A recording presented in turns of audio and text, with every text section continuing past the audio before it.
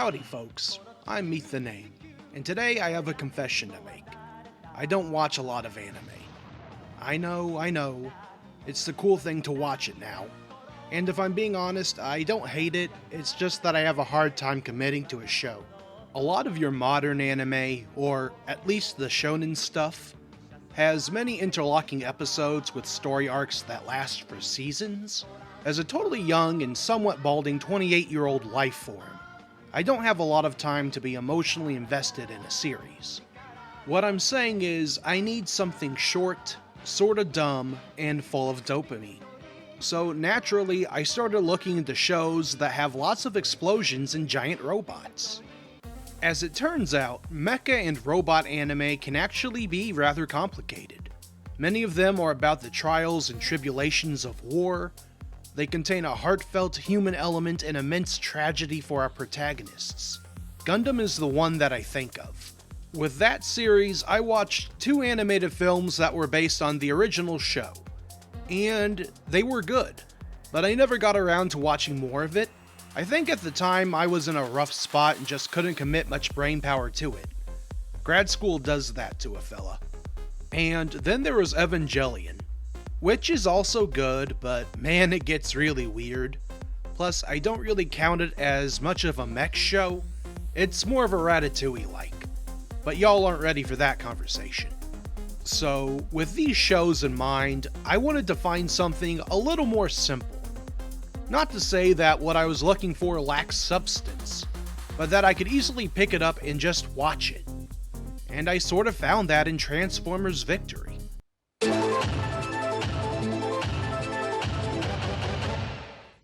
Which I do count as a mech show because you got tiny robots going inside of bigger robots. Which is not like Ratatouille. Again, not elaborating on that. Now, I've never really brought it up before, but I'm actually a big fan of Transformers. Primarily, I grew up on the Bay films, which sort of embody that head-empty, explosion-good mentality I've been needing in my life. And it seems that someone must have traveled back to 1989 to create something that I would find interesting almost 35 years later. Now, how do I explain Transformers Victory? To put it simply, it's a Japanese anime that is a sequel to another Transformers anime series, Super God Master Force, which in itself is also a sequel to the first Japan-exclusive Transformers show, The Headmasters, which is a continuation of the original Transformers G1 storyline. If that sounds like a lot, that's because it is. It's also the final animated series from the Transformers Generation 1 era, which probably lends credence towards it being more popular with folks than other series. As for who worked on it, I can't find much in terms of articles on folks, but Wikipedia seems to credit Yoshitaka Nida as being the director of the series, while the Transformers Wiki states that they only directed 10 episodes. The series was animated by Toei Animation, who has made a buttload of stuff from Sailor Moon to Digimon, and of course, One Piece. So, you might be asking yourselves, why exactly did I choose to talk about Transformers Victory instead of talking about the others first? And my answer is, Transformers Victory was envisioned to be much more simplistic when compared to the shows that preceded it, according to the Transformers Wiki. A sort of fresh start that also maintains some continuity with the shows that came before it. A few characters from the previously mentioned shows do appear, but overall, they don't hinder anything. This simplicity makes the show extremely accessible for someone like me, and with the series being only 38 episodes long, it's pretty short, making it easy for me to finish. There's also the added caveat that Hasbro has, over the last few years, been giving attention to this series in particular. It had a few figures that were crowdfunded by the multi-billion-dollar corporation. They go for high prices, so I wasn't able to get any of them. So I was curious to see what made Victory so special that the figures required this sort of special treatment and high price. First off, let's look at the story.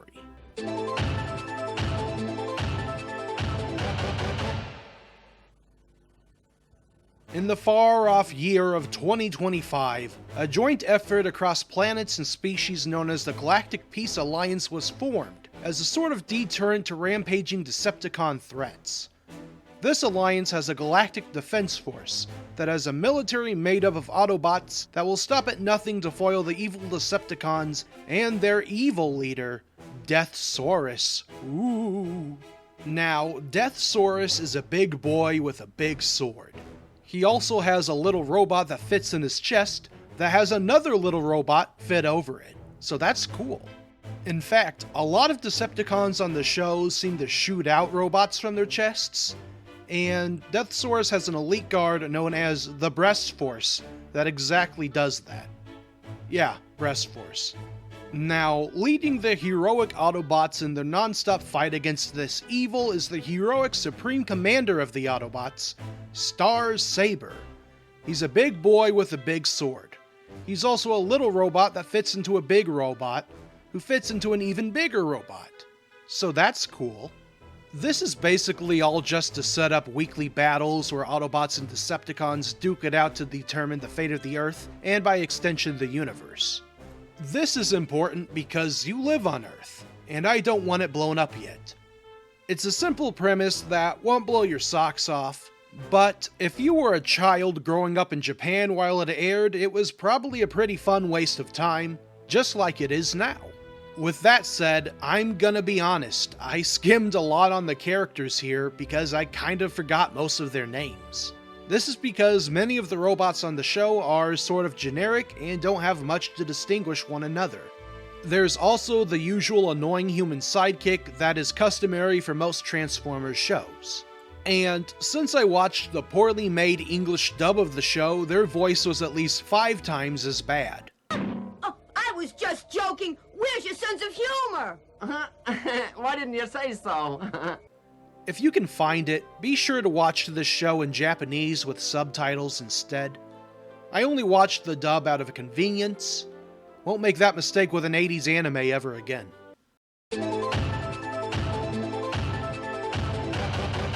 Moving on, the animation is a bit of a mixed bag.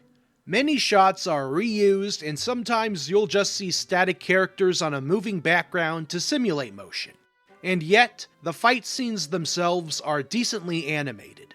In fact, as the show goes on, the fight scenes and animation quality of them continues to improve. It makes me think that they had to choose the best scenes to allocate a decent chunk of their budget towards, and those usually involve sick-ass sword fights. Those are just a lot of fun. As for the style of the show, it's a bit more detailed than your standard G1 episode, but not by much.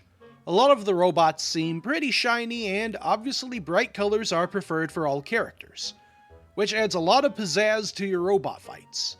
Unlike, let's say, a Bayformers film where you'll be met by blobs of gray. But be warned that the show does contain flashing lights.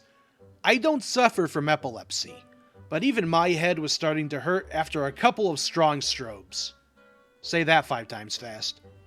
One other thing, the general design of the robots were a bit disappointing as mentioned before. Many are just your standard looking robot without much variation, besides the aforementioned nice bright colors.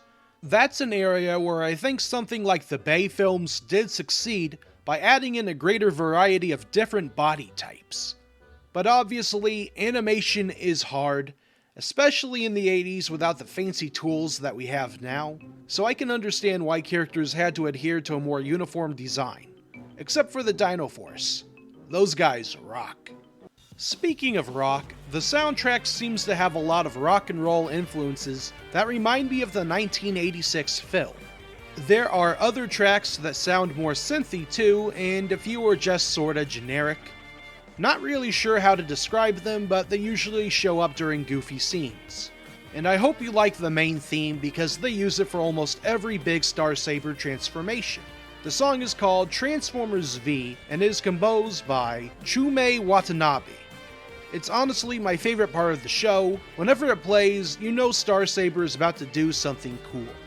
So overall, Transformers Victory is a decent show. The writing is nothing standout, and I wouldn't really say that most of its characters are all that memorable. But if you are looking for another side to Transformers that you may not have known had existed, it will definitely scratch that itch. It's got some fun action too, which is really the only thing that you need for a Transformers show. If you want to watch the show, currently the entire English dub is up on YouTube. It isn't very good, but it is free. And if you want to actually own it, well, I hope you got $75 on hand for DVD quality. That's a little more than a leader class Transformers figure, so weigh your options carefully. Or you can always go for the third route. Yaharg! Sorry, just clearing my throat. Hello there, how are you? Thank you all so much for watching this video. I apologize for my absence, but I've been in a bit of a creative fog ever since I've released my Arkham Knight review, so I decided to go with something out of left field. I'll typically try to do a review every 2 weeks if I can, as I feel that helps reduce burnout while helping me maintain a healthy upload rate. I would also like to thank you all for 101 subscribers. In a way, this was a victory for all of us. But seriously, this is just absolutely wonderful. I never in a billion years would think that I would make it this far. And in such a relatively short amount of time, too. I'm not one for fancy celebrations, so we'll just say that this was the 101 sub special and move on.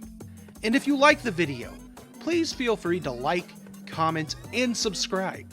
And if you have any ideas for what movies, shows, or games I should review next, then please let me know. I always love hearing from folks. With that said, I hope you all have a wonderful day.